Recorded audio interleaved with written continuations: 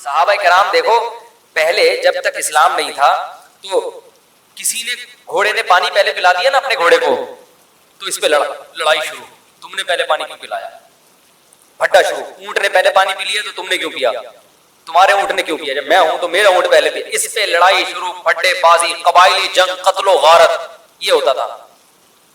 لیکن یہ وہی صحابہ جو بیٹیوں کو زندہ دفن کر دیا کرتے تھے, جب اللہ پر ایمان لائے ہیں, پتا چل گیا بھائی ہمیں اللہ نے پیدا کیا ہے, وہ ہمیں کھلاتا ہے, وہ ہمیں پلاتا ہے, وہ ہم سے حساب و کتاب لے گا, یہی صحابہ ہیں کہ جب اللہ ان کی سمجھ میں آیا ہے تو جنگ میں زخمی پڑے ہوئے ہیں, ایک پانی مانگتے ہیں تو کہتے ہیں بھائی, جب ان کے پاس پانی لے کے پہنچے دوسری طرف سے آواز آئی پانی, کہتے ہیں پہلے ان کو مجھے بعد میں, دوسری طرف گئے انہوں نے کہا پہلے ان کو, سب شہید ہو گئے لیکن پہلے وہ پہلے وہ پہلے وہ.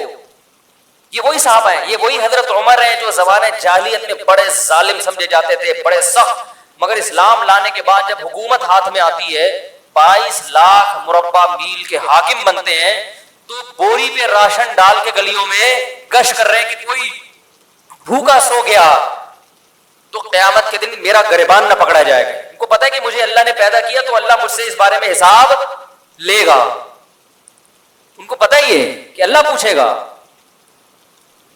کیسا زبردست واقعہ حضرت عمر کا کہ ایک گھر میں گزرے تو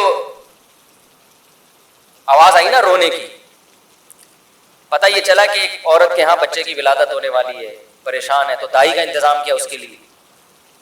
گھر میں قحط پڑا ہوا ہے, بھوک سے بچے رو رہے ہیں. حضرت عمر رضی اللہ تعالیٰ عنہ گئے اور بورے پہ جو ہے نا راشن اور کھانا وانا لے کر گئے. تو مجھے یہ جب پورا واقعہ میں سنتا ہوں, مجھے اتنا میں جذباتی نہیں ہوتا, لیکن اس واقعے کا جو آخری جز ہے نا وہ انسان کو جذباتی بنا دیتا ہے. یہاں تک بھی ہو گیا بھائی ٹھیک ہے, کسی کو بھوکا دیکھا تو اپنی جو ہے نا وہ اپنے کندھے پہ بوری رکھ کے کھانا رکھ کے, خلیل امیر المومنین 22 لاکھ مربع میل کا حاکم, اتنا بڑا, اور جس کے روم اور فارس کی سلطنتیں کانپتی ہیں اس کا نام سن کے, گھبراتی ہیں یار بہت طاقتور ہے.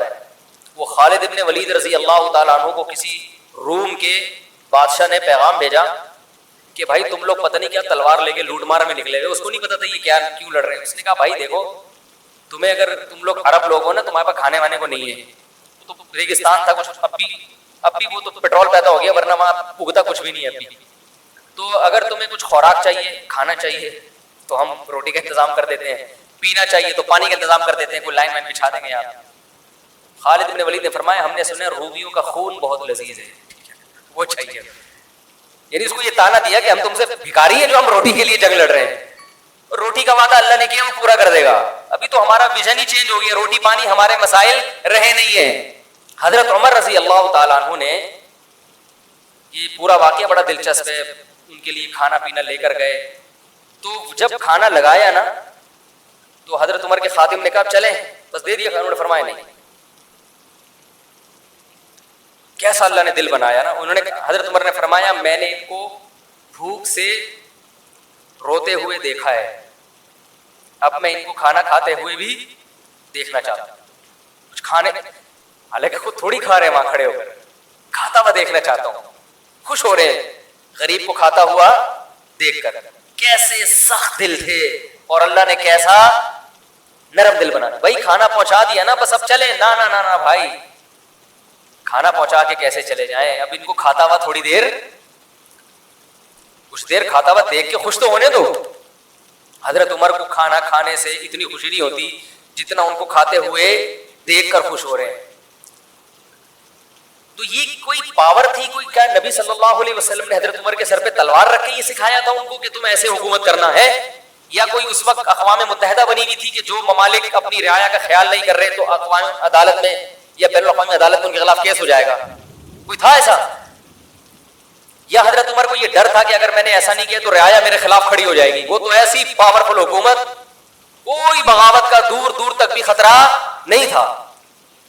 اللہ کا خوف, اللہ کا خوف کہ جس خدا نے مجھے حکومت دی ہے, اَيَحْسَبُ الْإِنسَانُ أَن يُتْرَكَ سُدًى, اللہ نے قرآن میں کہہ دیا ہے کہ تم یہ مت سمجھو کہ بیکار چھوڑ دیے جاؤ گے. ہر عمل کی ریزن بیان کرنی پڑے گی کہ عمر اگر آپ کی رعایا میں ایک گھر بھوکا تھا, آپ کو پتہ نہیں چلا, تو اس کی ریزن بیان کریں کہ آپ کو پتہ کیوں نہیں چلا, اور اگر آپ کو پتا چل گیا تو اس کے گھر میں کھانا پہنچانے کا انتظام کیوں نہیں ہوا. یہ بھی ایک عمل ہے نا, اس عمل کا جواب دے. حضرت عمر کے پاس اس کا جواب نہ ہوتا, اس لیے کندھے پہ راشن ڈال کے لے کے جا رہے ہیں. آپ حکمرانوں کو برا بلا کہتے رہو, یہ ایسے ہی ہے, ویسے یہ یوں, یہ یوں, تو بھائی وہ بھی اور ہم سب ایک ہی جیسے ہیں. ہم کون سا اپنی ذمہ داری پوری کر رہے ہیں؟ آج مثالیں دی جاتی ہیں, حکمرانوں کو شرمندہ کیا جاتا ہے حضرت عمر کی مثالیں دے کے, دیکھو وہ ایسے تھے تم ایسے, وہ ایسے تھے تم ایسے. ٹھیک ہے, جب آپ کو کسی حاکم سے ملاقات کا موقع ملے تو آپ شرمندہ کریں, لیکن ہم اپنے گریبان میں بھی تو جھانک کے دیکھیں. صبح سے لے کے رات تک, رات سے لے کے صبح تک, کیا ہمارا ہر عمل ایسا ہے کہ ہم اس کی اللہ ہم سے وجہ پوچھے تو ہم وجہ بیان کر سکیں کہ اللہ اس وجہ سے میں نے ایسا کیا ہے؟ بہت سارے کام ہمارے غلط ہو رہے ہیں. حضرت عمر رضی اللہ تعالی عنہ احترام بڑے کیا کرتے تھے. آج تھوڑا سا کوئی عہدہ مل جائے نا تو انسان اپنی اوقات بھول جاتا, تکبر, اس لیے کہ وہ اس کو اللہ کی طرف سے بھیک نہیں سمجھتا. جس کو کوئی چیز بھیک میں ملی ہوتی ہے تو وہ کبھی بھی اتراتا نہیں. دیکھو آپ کے پاس کچھ بھی نہیں تھا پہننے کے لیے, بھکاری بن کے کسی کے در پہ گئے, سیٹ صاحب نے آپ کو ایک ٹائی دے دی, 3 پیس سوٹ دے دیا, بنیان دے دیا ہے بھائی, اور شیمپو دے دیا کہ نہا لو. نہا کے آپ نے ٹائی بھائی پہنی, اب آپ اسی کے سامنے اکڑ رہے ہو اور لوگوں کو یوں یوں کر کے دکھا رہے ہو, تو وہ بولے گا بھائی میں نے دی ہے, واپس لے لوں گا میں. تو جو چیز بھیک میں ملی ہوتی ہے انسان اس پہ اکڑتا, اور جو اپنے پیسوں سے خریدی ہوتی ہے اس پہ اکڑتا ہے. خود گئے طارق روڈ میں شاپنگ کی آپ نے, اپنی تنخواہ میں سے آپ کو تنخواہ ملی تھی, اچھی تنخواہ ہے آپ کی, وہاں سے 3 پیس سوٹ ٹائی پہن کے آئے, اپنی گاڑی میں بیٹھے, پھر آپ ایسے ایسے کر کے گھوم رہے ہیں. کوئی شرمندہ نہیں کرے گا آپ کو, بولے گا بھائی السلام علیکم, اللہ نے آپ کو دیا ہے. تو اللہ کہہ رہے ہیں یہ جو تمہاری اپنی چیزیں یہ بھی اپنی نہیں, یہ سب میں نے دی ہیں. یہ جو تنخواہ آپ کو مل رہی ہے یہ تنخواہ کہاں سے آ رہی ہے؟ جو آپ کی کمپنی کی ارننگ ہے یہ تو قدرت کی پیداوار ہے نا, جو اللہ پیدا کر رہے ہیں. کپاس اللہ نے پیدا کی, اس سے کپڑا بنتا ہے, تو آپ ٹیکسٹائل مل میں جاب کر کے تنخواہ لے رہے ہوتے ہو, یہ تو سب اللہ کی طرف سے بھیک ہے.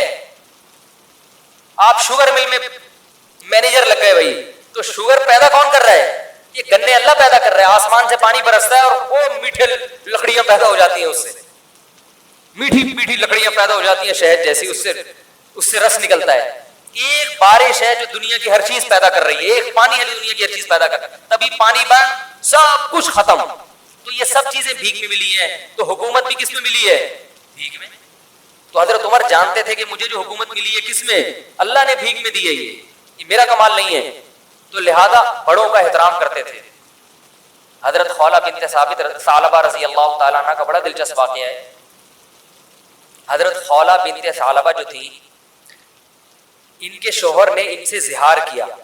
زہار کہتے ہیں کہ انتی علیہ کا ظہر امی, بیوی کو اپنے ماں کی کسی محترم عضو سے تشبیہ دے دینا کہ تم مجھ پر ایسے ہو جیسے میری ماں کی طرح ہو.